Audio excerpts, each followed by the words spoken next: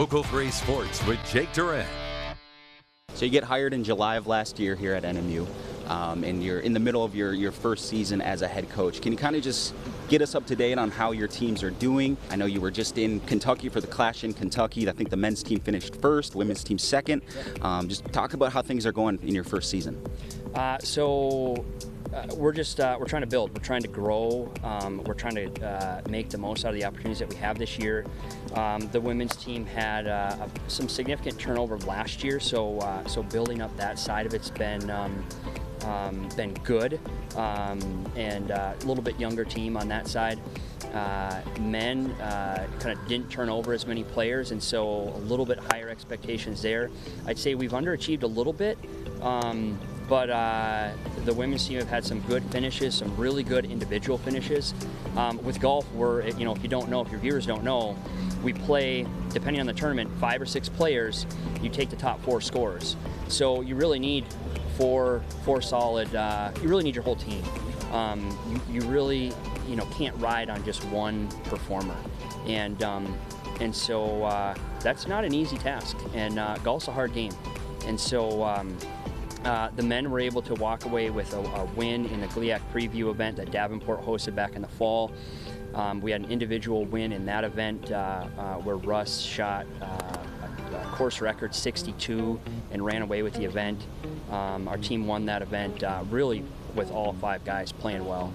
And then the women went down to North Carolina over in early March over spring break, and they got second to a really strong team in their region out east, and only lost by 1 shot. So counting 4 scores, 2 days, to lose by 1 shot from a team perspective is it's kind of heartbreaking, but they're right there. And then they followed it up with a runner-up finish this past weekend down in Kentucky. We had 2 back-to-back long trips in Kentucky. Obviously, travel's really challenging.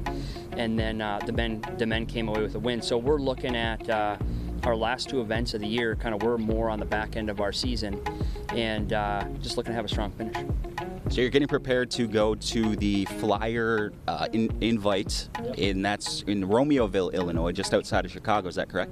So actually playing a course in Wheaton, and it's a kind of a nationally renowned course. USGA has held events there, so it should be a great course. Should be a really good field from a regional perspective.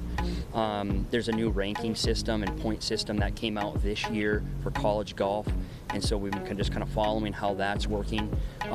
But we know that winning a golf tournament is so much different than winning a football game or a basketball game, right? We have 10, 15, 20 opponents, and so a win's very significant. A top 5 is significant. We're going in with the expectation that we can walk away with a win on both sides, and that's the goal. Are there any individual golfers that have had great seasons for you, been standing out for you? Any specific players that have kind of turned into leaders or helped lead this team to success this season? So just in general, I mean, we have a phenomenal group of kids. Obviously, all of them were inherited, right? So I came in last summer and didn't do any recruiting. The teams were mostly set, right? But just great group of students, great group of athletes. Yeah, we have a couple girls on the women's side with Maya Hunter and Alyssa Yagi, who are having solid seasons. I'd say they're underperforming a little bit, but they're definitely in the mix too. If our teams don't make it to the next stage, they could make it individually. So 4 to 6 individuals from non-advancing teams into the NCAA regionals can go as an individual. So if they have a strong finish, they can go to the next stage. And then Russell Spreckers from Wyoming here came out of junior college and ended up here at Northern. Really naturally gifted and naturally talented golfer. Yeah, he just won his 2nd event of the year.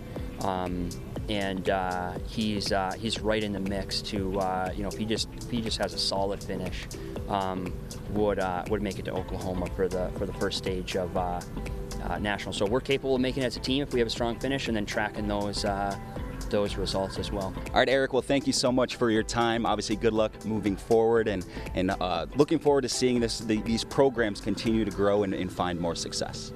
Yeah, we're we're going to keep rolling and keep doing our best. So go Cats. We'll be right back with more Local 3 news in just a few minutes.